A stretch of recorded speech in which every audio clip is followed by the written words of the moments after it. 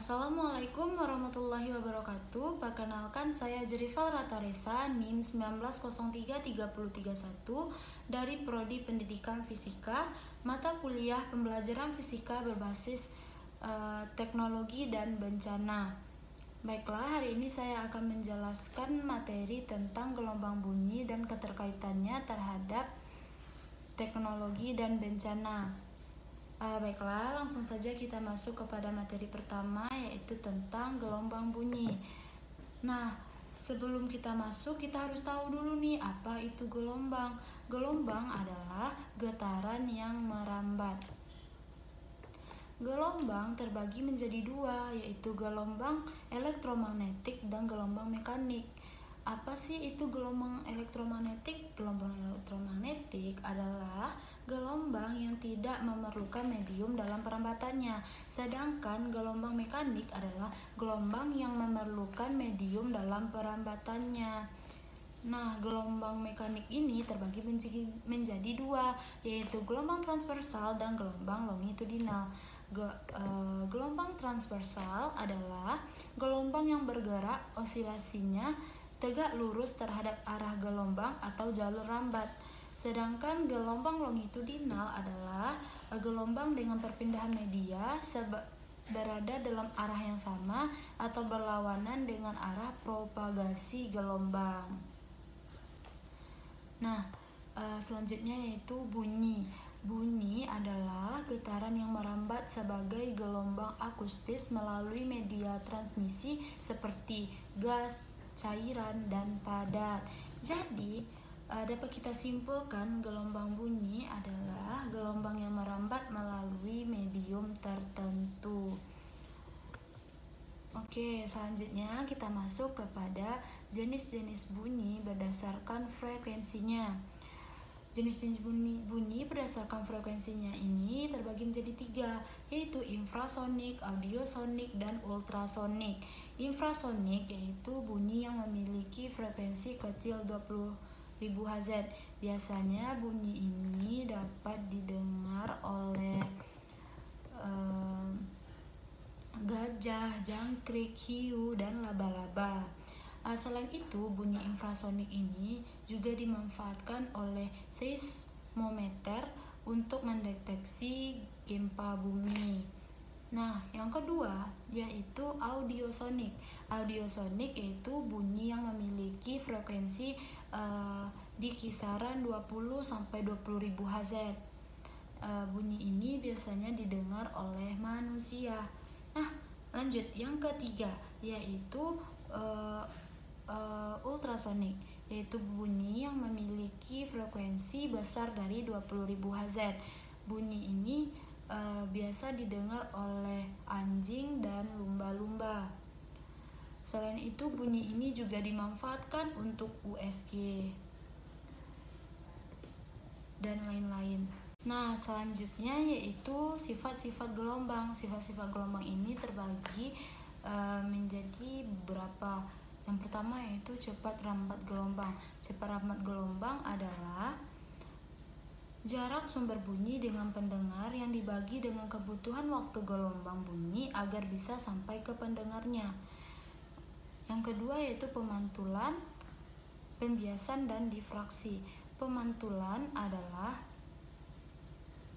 bunyi yang dihasilkan dari ruangan tertutup terdengar lebih keras dibandingkan bunyi pada ruangan terbuka. Hal ini dikarenakan adanya pemantulan.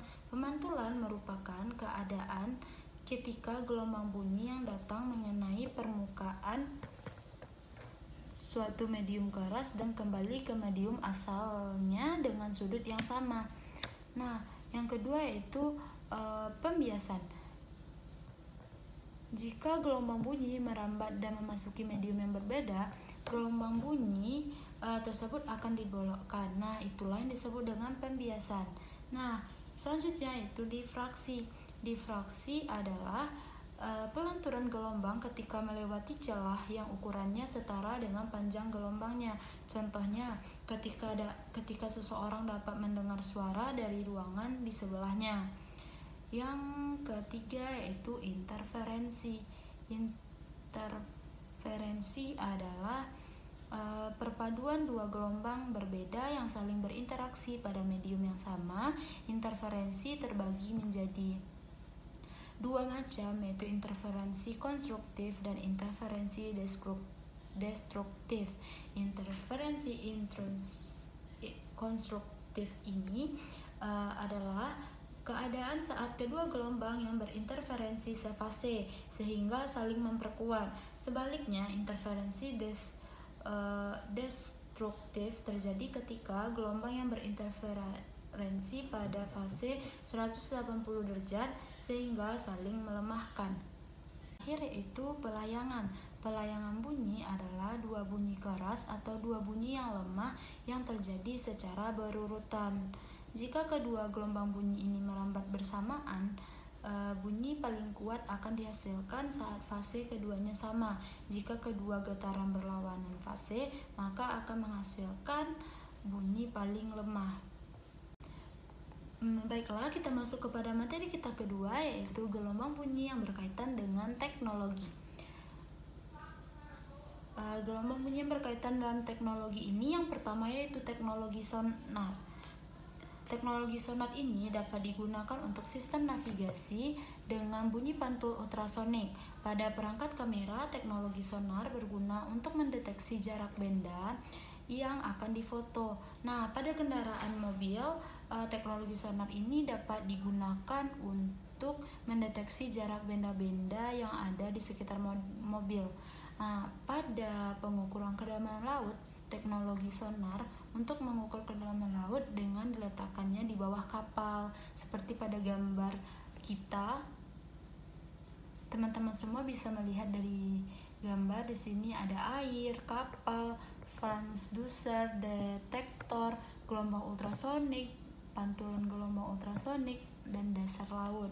Nah, prinsip kerja dari sonar adalah berdasarkan pemantulan gelombang ultrasonik, sonar memiliki dua bagian alat yang memancarkan gelombang ultrasonik yang disebut dengan transmitter atau disebut juga dengan emitter, dan alat yang dapat mendeteksi datangnya gelombang pantul seperti gema yang disebut dengan sensor. Gelombang ultrasonik ini dipancarkan oleh transmitter, yaitu pemancar yang diarahkan ke sasaran, kemudian akan dipantulkan kembali dan ditangkap oleh pesawat penerima atau receiver dengan mengukur waktu yang diperlukan dan dari gelombang yang dipancarkan sampai gelombang yang diterima kembali, maka dapat ditentukan nilai jarak atau kedalaman laut. Nah, yang kedua yaitu ultrasonografi. Ultrasonografi adalah teknologi yang digunakan untuk mencitrakan bagian dalam tubuh manusia. Nah, USG ini digunakan untuk melihat perkembangan janin dalam kandungan. USG memiliki 3 bagian utama, yaitu transducer, monitor, dan mesin USG. Prinsip kerja dari ultrasonografi yaitu menggunakan konsep pemantulan bunyi, yaitu transducer ditempatkan pada organ yang ingin dilihat citra bagian dalamnya. Di dalam transducer ini terdapat kristal yang dapat digunakan untuk menangkap gelombang yang disalurkan. Nah, gelombang yang diterima ini masih dalam bentuk gelombang pantulan, setelah itu diubah ke dalam bentuk gelombang elektronik dan kemudian masuk ke mesin USG. Nah, data elektronik tersebut diubah menjadi data gambar yang ingin ditampilkan oleh monitor. Nah, yang ketiga yaitu ekokardiogram. Ekokardiogram adalah teknologi yang dapat digunakan untuk mengukur kecepatan aliran darah. Kecepatan aliran darah diukur menggunakan efek Doppler. Bunyi ultrasonik diarahkan menuju pembuluh nadi dan pergerakan gelombang bunyi tersebut mengikuti kecepatan aliran darah. Baiklah, kita masuk kepada materi ketiga, yaitu gelombang bunyi yang berkaitan dengan bencana. Pertama, petir. Saat udara panas mengembang, tekanan turun, kemudian udara itu mendingin dan berkontraksi. Hasilnya adalah gelombang kejut dengan ledakan suara yang keras dan menggelegar yang dikirim ke segala arah. Karena sifat listrik mengikuti rute terpendek, sebagian besar dari sembarangan petir mendekati garis vertikal, sehingga gelombang kejut yang lebih dekat ke tanah mencapai telinga manusia terlebih dahulu, kemudian diikuti benturan gelombang kejut dari tempat yang lebih tinggi. Petir vertikal sering terdengar dalam suatu gemuruh panjang, namun jika sembaran petir bercabang, suaranya berubah. Yang kedua yaitu tsunami. Tsunami adalah rangkaian gelombang laut yang mampu menjalar dengan kecepatan hingga lebih dari 90.000 km per jam. Sebelum terjadinya tsunami, biasanya akan terdengar suara gemuruh yang sangat besar di bawah laut yang diakibatkan oleh pergeseran kerak bumi di bawah laut, sehingga menyebabkan beberapa hewan atau makhluk-makhluk laut menjadi mati. Nah, salah satu cara untuk menembakkan gelombang akustik pada tsunami bisa mengurangi ukuran dan energi gelombangnya yang mematikan saat tsunami berada jauh di laut. Nah, gelombang gravitasi akustis ini adalah gelombang suara di laut dalam yang dapat membentang hingga puluhan atau ratusan kilometer dan bergerak dengan kecepatan suara 1.500 meter per detik dan frekuensi rendah 0,1 sampai 100 Hz. Nah, selanjutnya itu gunung meletus. Gunung meletus adalah peristiwa yang terjadi akibat endapan magma di dalam perut bumi yang didorong keluar oleh gas yang bertekanan tinggi. Gunung Merapi akan memerlukan suara yang sangat besar dan bergemuruh karena adanya tekanan larva di dalam perut bumi, sehingga mengakibatkan sakit telinga pada manusia atau hewan-hewan tersebut, hewan-hewan dan makhluk lainnya karena oleh suara gemuruh yang sangat kuat. Baiklah, mungkin sekian penjelasan materi dari saya.